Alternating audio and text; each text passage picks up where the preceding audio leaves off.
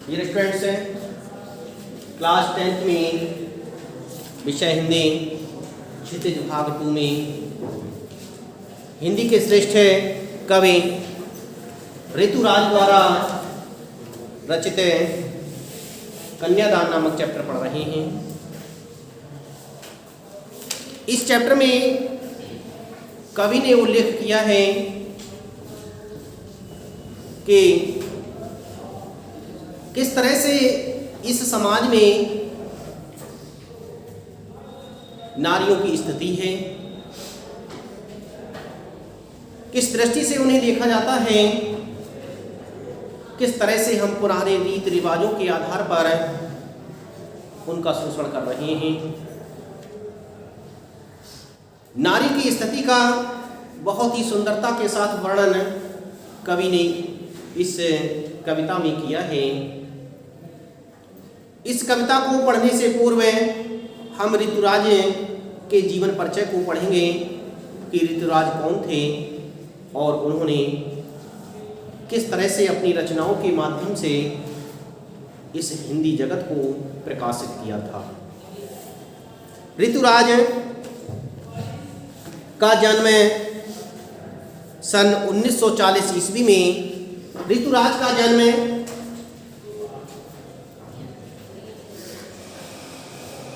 सन 1940 ईस्वी में स्थान था भरतपुर। भरतपुर में हुआ था। इन्होंने राजस्थान से एक विश्वविद्यालय था, उस विश्वविद्यालय जयपुर से इन्होंने अंग्रेजी से एमए की परीक्षा को उत्तीर्ण किया था। जयपुर में इन्होंने अंग्रेजी की परीक्षा को उत्तीर्ण किया था क्योंकि इनकी अंग्रेजी विषय में विशेष रुचि थी। 40 वर्षों तक अंग्रेजी साहित्य के अध्यापन के बाद अब सेवानिवृत्ति लेकर के वे जयपुर में रहते हैं। ऋतुराज ने 40 वर्षों तक अंग्रेजी विषय का अध्यापन किया था और 40 वर्षों तक अध्यापन करने के बाद में इन्होंने सेवानिवृत्ति प्राप्त कर ली, अर्थात अपनी अध्यापन कार्य से इस्तीफा दे दिया। और इस्तीफा देने के बाद ये जयपुर में जाकर के रहने लगे। उनके अब तक 8 कविता संग्रह प्रकाशित हो चुके हैं। ऋतुराज ने 8 कविता संग्रहों को प्रकाशित किया है और उन 8 कविता संग्रहों के माध्यम से उन्होंने हिंदी जगत में एक अपना नया स्थान प्राप्त किया है।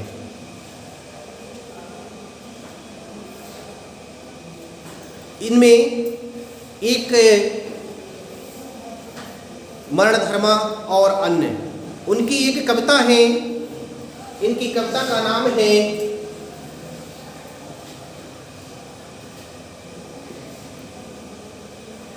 इन्होंने जो कविताएं प्रकाशित की हैं इसमें एक है एक मरणाधर्म,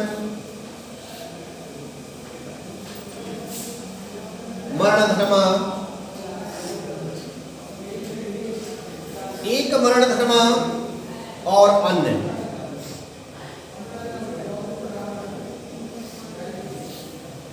दूसरी है इनकी पुल पर पानी,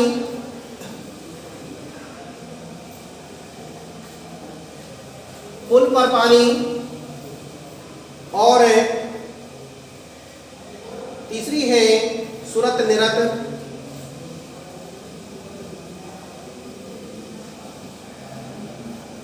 सुरत निरत और लीला मुखारविंद, लीला मुखारविंद। इस तरह से ये इनकी प्रमुख कविताएं हैं।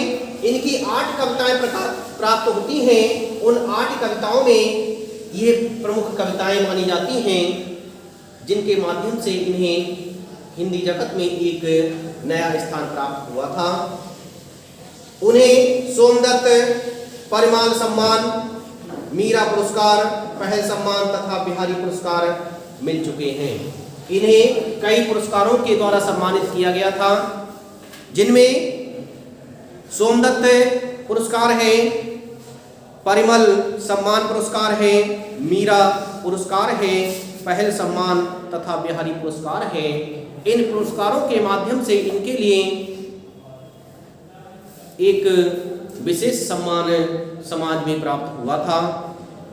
मुख्य धारा से अलग समाज के हाशिए के लोगों की चिंताओं को ऋतुराज ने अपने लेखन का विषय बनाया है। उन्होंने अपने लेखन का विषय समाज में से हटकर के अनेक बातों के लिए बनाया है। हमारा समाज विभिन्न रूढ़ियों में फंसा हुआ है, परंपरावादी है, परंपराओं के अनुसार लगातार चलता चला जा रहा है और उन परंपराओं के आधार पर लोगों का शोषण हो रहा है। तो उन्होंने अपनी कविताओं का माध्यम इन परंपराओं से हटकर के किया है। उन्होंने समाज को सुधारने का प्रयास किया है, समाज को ये सिखाया है कि यदि हम इन परंपराओं के आधार पर चलते रहेंगे तो हम कभी भी अपना विकास नहीं कर सकते। हमें अपने विकास के लिए अपनी परंपराओं को अलग बनाना होगा, इन परंपराओं से अलग हटना होगा, तभी हम अपना विकास कर सकते हैं। क्योंकि भीड़ में चलने वाला व्यक्ति कभी भी अपना विकास नहीं कर सकता, क्योंकि वह भीड़ में ही लगातार चलता रहता है। वही अपना विकास करता है जो भीड़ से हट करके अपना रास्ता बनाता है। तो यही यहाँ पर ऋतुराज ने अपनी कविताओं के माध्यम से लोगों के लिए संदेश दिया है। उनकी कविताओं में दैनिक जीवन के अनुभव का यथार्थ है और वे अपने आसपास रोजमर्रा में घटित होने वाले सामाजिक शोषण और विडंबनाओं पर निगाह डालते हैं। यही कारण है कि उनकी भाषा अपने परिवेश और लोक जीवन से जुड़ी हुई है। इस तरह से ऋतुराज ने अपनी कविताओं में रोजमर्रा अर्थात प्रतिदिन घटित होने वाली घटनाओं का उल्लेख किया है।